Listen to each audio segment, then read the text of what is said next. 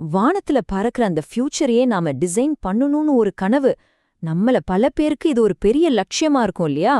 ஆனா ஏரோநாட்டிக்கல் என்ஜினியரிங்ல ஒரு சக்சஸ்ஃபுல் கரியருக்கான உண்மையான ப்ளூ பிரிண்ட், அதாவது அந்த வரைபடம் உண்மையிலேயே எப்படி இருக்கும்? சரி வாங்க, இத பத்தி கொஞ்சம் டீட்டெயிலா பார்க்கலாம். ஏரோநாட்டிக்கல் இன்ஜினியரிங்கிறது சும்மா ஒரு டிகிரி மட்டும் இல்ல, அது ஒரு கெத்தான விஷயம். பாருங்க, இதுல கௌரவம், புதுமை, அப்புறம் குளோபல் லெவல்ல ஒரு தாக்கத்தை ஏற்படுத்துற பவர் எல்லாமே இருக்கு. சொல்லப்போனா இன்னைக்கு இருக்கிற டெக்னாலஜி வளர்ச்சிக்கும் உலக முன்னேற்றத்துக்கும் இது ஒரு முக்கியமான அடித்தளம். நிறைய பேர் நினைக்கிற மாதிரி இந்த ஃபீல்ட் வெறும் ஏரோப்ளேன் ஓட்டுறத பத்தி மட்டும் கிடையாது. இங்க பாருங்க, ஏர்கிராஃப்ட் டிசைன் பண்றது, அனலைஸ் பண்றது, தயாரிக்கிறது, அப்புறம் அதை மெயின்டைன் பண்றது வரைக்கும் அடேங்கப்பா, எவ்வளவு பெரிய உலகம் இது! சோ இதுதான் இந்த துறைக்குள்ள இருக்கிற ஏகப்பட்ட வாய்ப்புகளுக்கு ஒரு பேஸ்மெண்ட். ஓகே, அப்போ ஒரு ஏரோநாட்டிக்கல் இன்ஜினியரிங் முடிச்சவருக்கு என்னென்ன மாதிரியான ஜாப் ஆப்பர்ச்சுனிட்டிஸ் காத்துக்கிட்டு இருக்கு? வாங்க, அந்த வாய்ப்புகள் நிறைஞ்ச உலகத்துக்குள்ள ஒரு சின்ன டூர் போயிட்டு வருவோம்.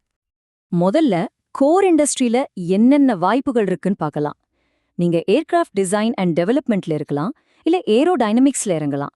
அப்புறம் ஜெட், ராக்கெட் என்ஜின்ஸ் பத்தின propulsion systems, flight control systems, அப்புறம் ரொம்ப முக்கியமா மெயின்டெனன்ஸ், ரிப்பேர், இந்த மாதிரி ஏரியாக்கள் தான் இந்த ஃபீல்டோட முதுகெலும்பே. ஆனா வெயிட் பண்ணுங்க, ஃபியூச்சர் இதை விட சூப்பரா இருக்கு. இப்போ ட்ரெண்டிங்ல இருக்கிற ட்ரோன்ஸ், அதாவது யூஏவிஸ், அப்புறம் ஏர் டாக்ஸிஸ் மாதிரி அர்பன் ஏர் மொபிலிட்டி, ஸ்பேஸ் டெக்னாலஜி, முக்கியமா சுற்றுச்சூழலுக்கு பாதிப்பில்லாத கிரீன் ஏவியேஷன்னு புதுசு புதுசா பல துறைகள் பயங்கரமா வளர்ந்துட்டு வருது. இதெல்லாம் தான் நெக்ஸ்ட் ஜெனரேஷனுக்கான கோல்டன் ஆப்பர்ச்சுனிட்டிஸ். இவ்ளோ சூப்பரான வாய்ப்புகள்லாம் இருக்கு, சரி. ஆனா படிச்ச முடிச்சிட்டு வேலையில சேர்றதுல என்னதாயா நிஜமான சேலஞ்ச் இருக்கு? நம்ம கனவுக்கும் இங்க இருக்கிற ரியாலிட்டிக்கும் நடுவுல எவ்ளோ பெரிய கேப் இருக்கு?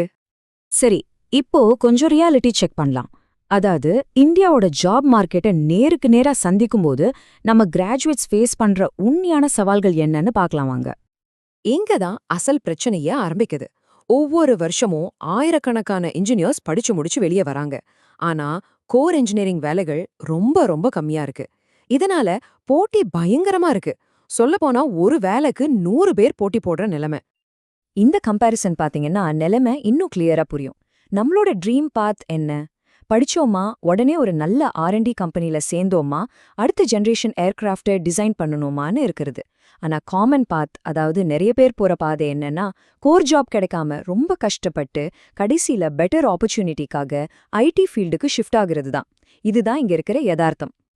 சரி, ஒரு வேலை கஷ்டப்பட்டு உங்களுக்கு ஒரு கோர் ஜாப் கிடைச்சிருச்சுன்னு வச்சுப்போம். உங்க முதல் சம்பளம், உங்க ஃபர்ஸ்ட் பே செக் எவ்வளோ இருக்குன்னு நினைக்கிறீங்க? வாங்க, உண்மையான ஸ்டார்டிங் சேலரி எவ்வளோன்னு ஒரு நசர் பார்க்கலாம். நிறைய பேரு படிச்சு முடிச்சதும் வருஷத்துக்கு 40 லட்சம் சம்பாதிக்கலாம்னு நினைச்சிட்டு இருக்கலாம். ஆனா இங்க பாருங்க, இல்லை இல்லை இல்லை இல்லை இல்லை. இந்த ஒரு வார்த்தைய போதும் நம்மளோட ஓவர் எக்ஸ்பெக்டேஷன்ஸை உடைச்சு நம்மள பூமிக்கு கொண்டு வர. இந்த டேபிள பாருங்களேன். ஏரோஸ்பேஸ் இன்ஜினியர் மாதிரி டாப் பொசிஷனுக்கு ஆரம்பத்துல வருஷத்துக்கு ஒரு 7 லட்சம் வரைக்கும் கிடைக்க வாய்ப்பு இருக்கு. ஆனா நிறைய கிராஜுவேட் ஸ்டார்ட் பண்ற மெக்கானிக்கல் டிசைன் இன்ஜினியர் இல்லனா அசிஸ்டன்ட் டெக்னிக்கல் ஆஃபீஸர் மாதிரி ரோல்ஸ்க்கு வருஷத்துக்கு 3-4.5 லட்சம் தான் ஆரம்ப சம்பளமா இருக்கு. இதெல்லாம் கிரவுண்ட் ரியாலிட்டி.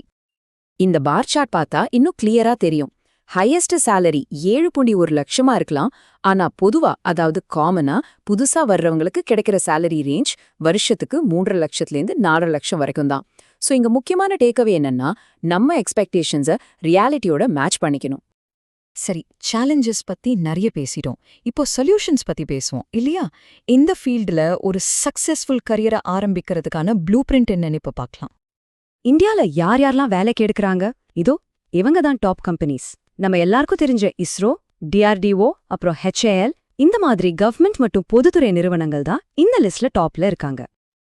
ஆனா இங்க ஒரு முக்கியமான விஷயத்த நாம நோட் பண்ணணும். இஸ்ரோ, DRDO மாதிரி டாப் ஏஜென்சிஸ் எல்லாம் எல்லா வருஷமும் ஆள் எடுக்க மாட்டாங்க. ஒருவேளை ரெக்ரூட்மெண்ட் நடந்தாலும் அவங்களோட செலெக்ஷன் ப்ராசஸ் சும்மா சொல்லக்கூடாது, செம்ம டஃப்பா இருக்கும். இதுவே நிறைய கிராஜுவேட்ஸ்க்கு ஒரு பெரிய சேலஞ்ச் தான். அப்போ சக்சஸ்க்கான ப்ளூ பிரிண்ட் என்னதா? இங்க ஒரு 4 முக்கியமான ஸ்டெப்ஸ் இருக்கு. 1, மேத்ஸ் பிசிக்ஸ்ல உங்க ஃபண்டமெண்டல்ஸை பயங்கர ஸ்ட்ராங்கா ஆக்கிக்கோங்க. 2, CAD, CFD மாதிரி இப்போ தேவைப்படுற சாஃப்ட்வேர் ஸ்கில்ஸை வளர்த்துக்கோங்க. 3, PSU வேலைகளுக்கு ரொம்ப முக்கியமான கேட் மாதிரி எக்ஸாம்ஸ்க்கு நல்லா ப்ரிப்பேர் பண்ணுங்க. கடைசியா 4வது, கொஞ்சம் ஸ்ட்ராட்டஜிக்கா யோசிங்க. ஆரம்பத்துல எந்த R&D ரோல் கிடைச்சாலும் அதுல சேர்ந்து எக்ஸ்பீரியன்ஸ் கெயின் பண்ணுங்க. அப்புறமா உங்க ட்ரீம் கம்பெனிக்கு ஸ்விட்ச் பண்ண பிளான் பண்ணுங்க. ஒருவேளை உங்களுக்கு கோர் ஏரோஸ்பேஸ் ஃபீல்ட்ல உடனே வேலை கிடைக்கலைனா கூட ஃபீல் பண்ணாதீங்க. ஏன்னா ஏரோடைனமிக்ஸ், ஸ்ட்ரக்சர்ஸ், ப்ரொபல்ஷன்ல உங்களுக்கு கிடைக்கிற எக்ஸ்பர்டீஸ் ரொம்ப ரொம்ப வேல்யூவானது.